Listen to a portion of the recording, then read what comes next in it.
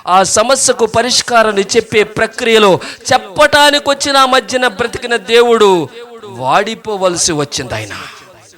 ఆయన శరీరంలో ఉన్న బీపీ స్థాయి లూకా వైద్యుడు రాస్తాడు 280 మీదకి వెళ్ళిపోయిందంట. కనుక శ్వేత రంధ్రాల గుండా రావాల్సిన చెమట స్థానంలో చిన్న చిన్న నాళాలు చిట్లిపోయి అందులో నుంచి రక్తం వచ్చేస్తా ఉంది.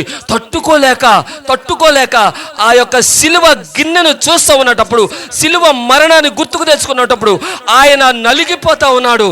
ఎందుకంటే నువ్వు నలగలేవని, నువ్వు తట్టుకోలేవని, నువ్వు భరించలేవని ఆయన భరించడానికి సిద్ధపాటు ప్రార్థన చేసుకుంటూ ఉంటే ఆ శరీరం నుంచి రక్తం అంతా శరీరం నుంచి బయటకు వచ్చేస్తూ ఉంటే ఆయన నాజూకైన ముఖం వడిలిపోయింది.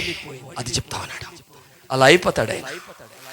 లేత మొక్కవలెను, ఎండిన భూమిలో మొలిచిన మొక్కవలెను.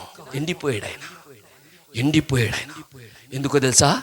ఎండిన నా జీవితంలో చిగురు తీసుకురావటానికి, అడ్రస్ లేని నా జీవితానికి చిరునామాగా మారటానికి, అగమ్య గోచరంలో అంధకారంలో నలిగిపోతూ ఉన్నటువంటి నా జీవితానికి విలువనివ్వటానికి, విసర్జించబడి వెలివేయబడి అవమానాలతో కొట్టుకుంటూ నన్ను కౌగిట చేర్చుకొని ఊరి బయట బతకాల్సిన నా బతుకును ఊరి మధ్యన నిలిపి ఏలికగా చేయటానికి వాడిపోయాడు ఆయన.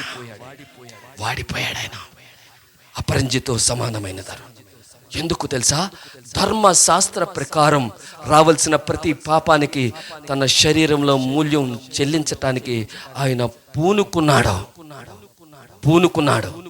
ధర్మశాస్త్రాన్ని తన శరీరంలో నెరవేర్చటానికి పూనుకుంటున్నాడు.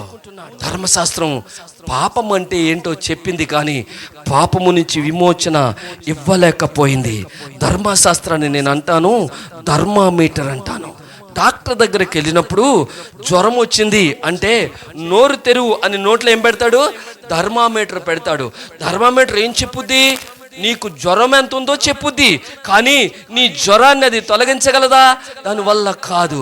ధర్మశాస్త్రం కూడా అట్లనే నీ పాపపు తీవ్రత ఎంతో, నీ పాపపు స్థాయి ఎంతో, నీ బతుకేంటో చెప్పింది. అయితే ఆ బ్రతుకు నుంచి బయటకు రావడానికి నా సమస్యకు పరిష్కారాన్ని అది చెప్పలేకపోయింది. ఆ సమస్యకు పరిష్కారాన్ని చెప్పే ప్రక్రియలో చెప్పటానికి వచ్చిన మధ్యన బ్రతికిన దేవుడు వాడిపోవలసి వచ్చింది ఆయన.